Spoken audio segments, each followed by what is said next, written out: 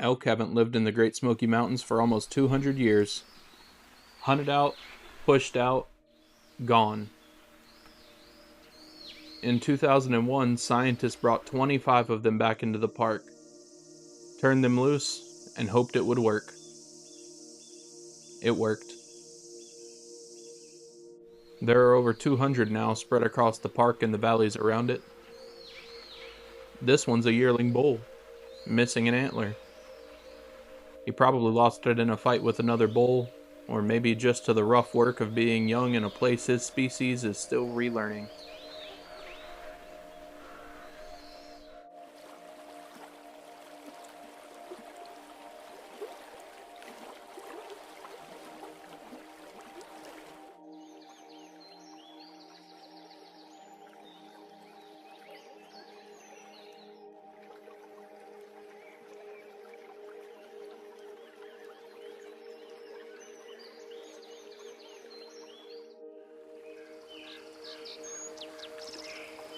She moves through the water the way she moves through everything, slow and with deliberation.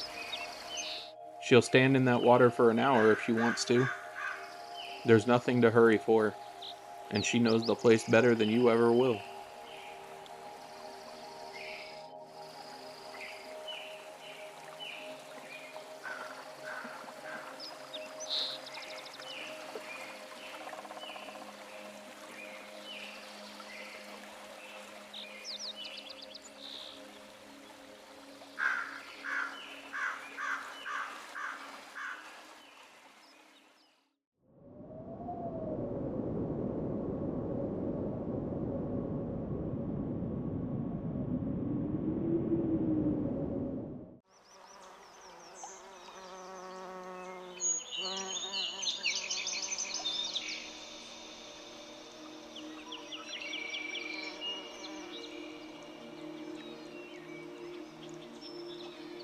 Most of what's out here is birds. You just have to slow down enough to notice them. Cardinals are the easy ones. Year-round residents, bright enough that even people who don't look at birds know them. The female gets often overlooked. She shouldn't. That warm brown with the red edges is its own kind of good.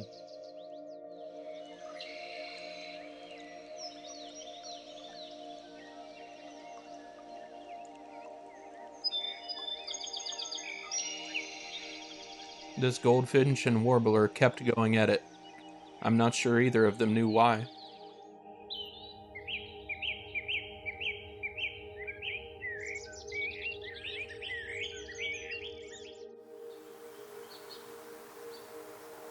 For something that's so small, the Carolina wren is the loudest thing in the woods.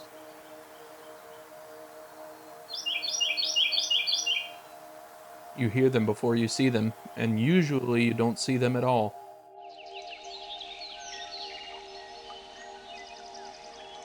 It's nesting season for all of these birds. Spring is mostly them yelling at each other about real estate.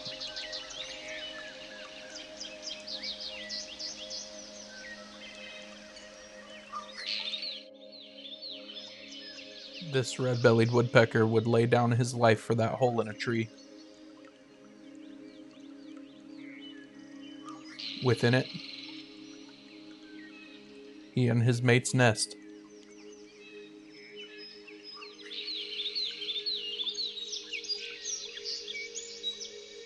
Potentially already full of chicks. Possibly still waiting for the eggs to hatch. The downy woodpecker, a lot smaller and less territorial about it. Mostly just looking for something to eat all the time. They move around quickly, getting into the small crevices in the bark of different trees looking for grubs.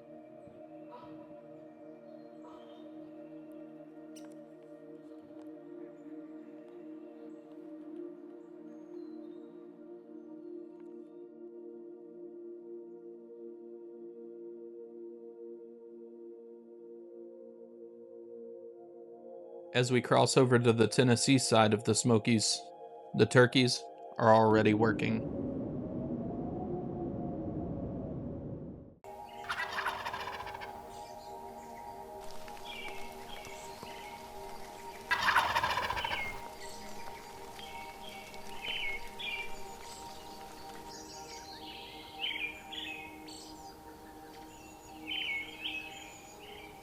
They don't get the respect they deserve.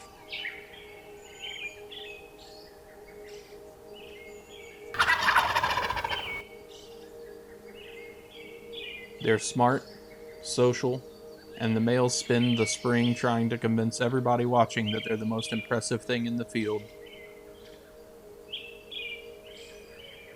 Sometimes it works, and sometimes nobody is watching but me.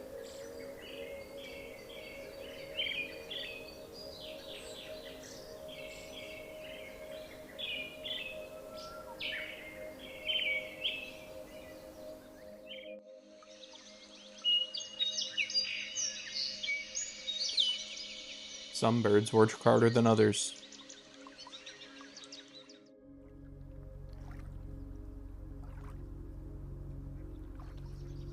These American coots spend their time diving for fish, reeds, and anything they can find that seems like a good meal.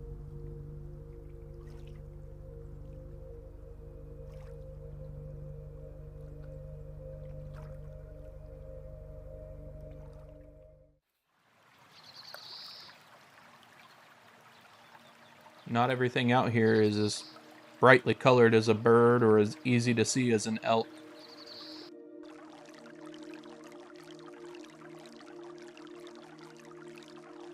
The small stuff is usually the best stuff, but you have to stop looking for all the big stuff long enough to see it.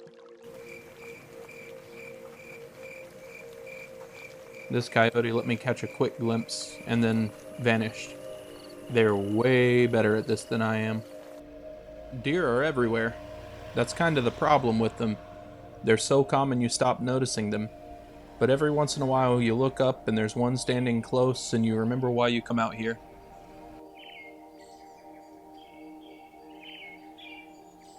Black bears. The Smokies have the highest density of them in the eastern United States. And yet most of the time you'll never see one.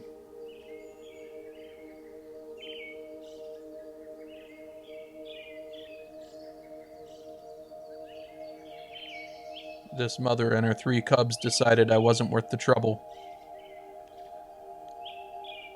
They appear to be over a year old.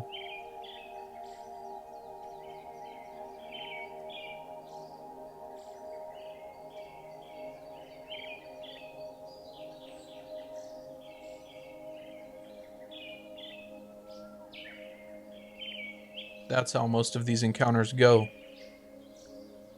Quiet, mutual, and over in under a minute.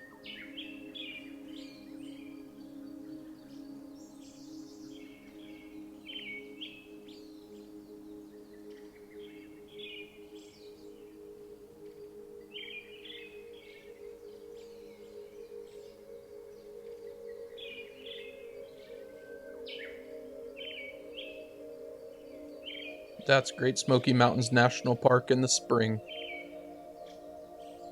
200 years ago, most of this wasn't here. The elk were gone. The bears had been hunted down to almost nothing. The forest itself had been cut, sold, and walked away from. It came back. Not all of it, and not the way it was, but enough that on a good morning you can stand in a field and watch a cow elk drink from a river, and in the evening you can get nose to nose with a black bear foraging for grubs in the ground. Hopefully he's not hungry for me.